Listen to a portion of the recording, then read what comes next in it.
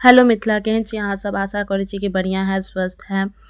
और हम सब गेल छलहुँ मिथिला हाट, जे कि सब गोटा गेल छलहुँ हेँ। ई हमर नानी भेलथि, मामी भेलथि, हमर भाय भेल, मौसी, सब गोटा गेल छलहुँ हेँ ग्रुप बना कऽ, केओ छुटलहुँ नहि।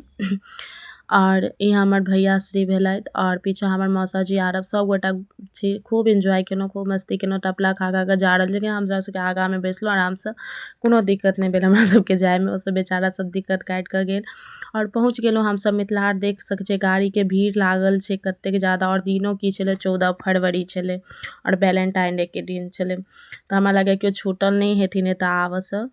और सब गोटा जा रहल छी टिकटके लेल। ताबतमे सोचलहुँ जे कनि बाल हमहूँ ठीक कऽ ली, कियाकि ई जगहपर बार बार लोक नहि आबि पाबै छै।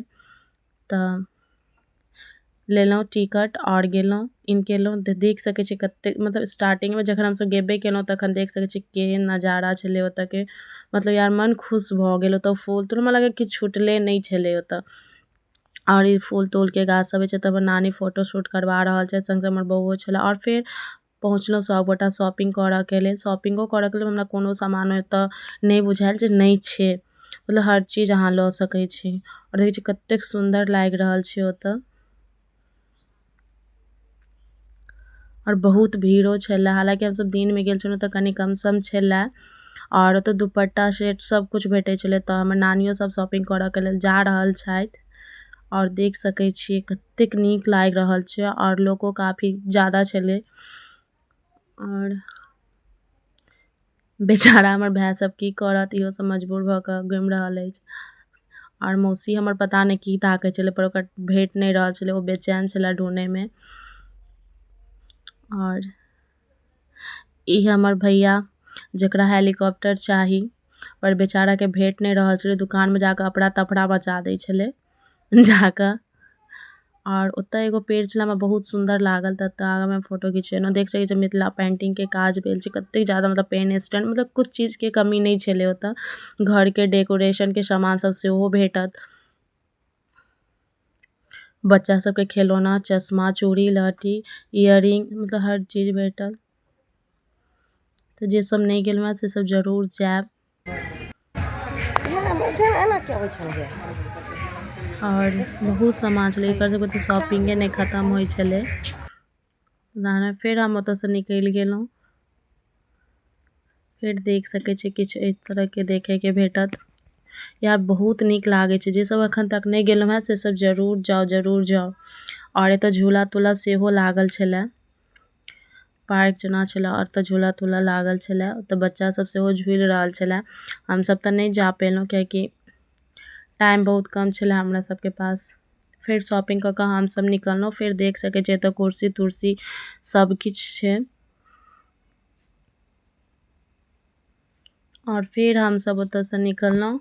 तकर बाद फिर हम सब फोटो वोटो शूट करबेलहुँ और वीडियो बनेलहुँ कुछ कुछ।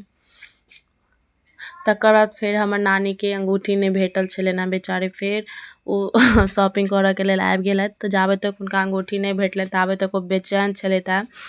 और दुकानो वाली थाकि गेलै ताकैत ताकैत, लेकिन ओकरो नहीं भेटलै। लेकिन ई छोड़ैवलामे सँ नहीं छलखिन, ताकि लेल बेटा केलखिन। और फिर हमसब ओतऽसँ पहुँचलहुँ भनसाघर। भनसाघरमे देख सकै छियै एतौ काफ़ी ज़्यादा भीड़ छलै। एतऽ खाना वाना बनि रहल छलै, और ई सब खानाके इंतजारमे छलथि हैं। और देख सकै छियै एतऽ रोटी तोटी बनि रहल छलै, और ई सब बना रहल छथि। और ई पहले के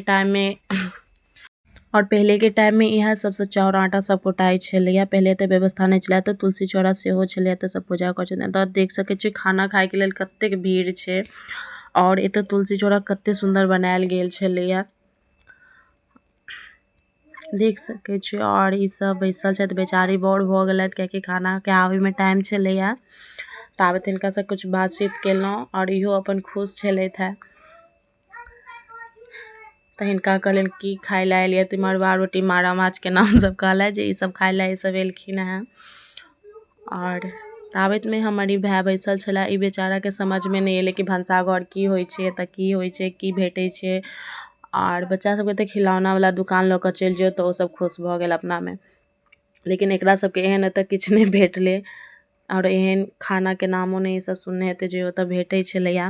तऽ फेर घुमिते घुमिते भऽ गेल साँझ, आओर साँझोके टाइममे देख सकै छी कतेक सुन्दर लागि रहल छै। तऽ लाइट वाइट जलि रहल छै, हालाँकि हमसभ दिनमे गेल छलहुँ हेँ तऽ ओतेक लाइट ताइट तऽ नहि छलैए, लेकिन राति भेलै जहाँ तऽ ओतऽ लाइट ताइट जललै तऽ आओर ज्यादा चकमका गेलै पूरा। तऽ सभ बोटिंग कऽ रहल छै तऽ हमसभ नहि केलहुँ, किएकि टाइम ओतेक ज्यादा नहि छलै, काफी टाइम भऽ गेल छै, साँझ भऽ गेल छलै।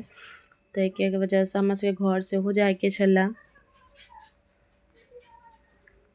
तऽ तकर बाद फेर हमसभ निकलि गेलहुँ ओतयसँ। फेर देख रहल छी जतेक दिनमे छलहुँ हेँ हमसभ आयल तऽ गाड़ीके भीड़ लागल छलै, ओहिसँ काफी ज्यादा भीड़ लागल छै, आओर वैलेंटाइनेके दिन छलै।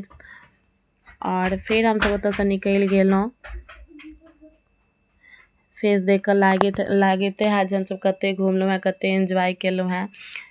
और ई सब पीछामे बैसल तात गाना वाना सुनि रहल छलै, सब टाइम पास कऽ रहल है, हँसी मजाकके साथ खूब मस्ती केलहुँ हमसभ ओतऽ, बड्ड मोन लागल। फेर हमरा सबके भूख लागल छलै तऽ फेर ओहिसँ किछु आगाँ द ग्रेट नामसँ रेस्टोरेंट छलै, जेकि बहुत नीक छलै। ओतऽके व्यवस्था हमरा बहुत नीक लागल। अहूँ सब देखे रहल हेबै कतेक नीक व्यवस्था छै और कतेक सुन्दर लागि रहल छै ई जगह।